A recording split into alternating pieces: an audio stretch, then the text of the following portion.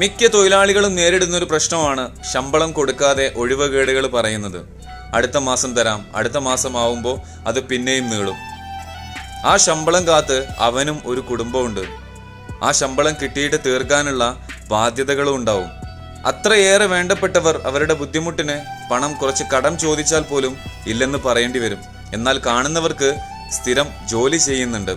അപ്പം പണമില്ലാത്തതല്ല പ്രശ്നം, നമുക്ക് തരാനാണ് ബുദ്ധിമുട്ട് എന്ന് നമ്മളെ പലതവണ പണം തന്ന് സഹായിച്ചവർ പോലും ചിന്തിക്കാനിടയാവും. പല ബന്ധങ്ങളും വേർപിരിയാനും അത് കാരണമാവും. ഇനി ഭാര്യയുടെ എന്തെങ്കിലും ഒരു ആവശ്യമാണെന്ന് വെക്ക്, അവളുടെ വീട്ടിൽ എന്തെങ്കിലും ഒരു ഫംഗ്ഷന് വേണ്ടിയിട്ടാന്ന് വെക്ക്.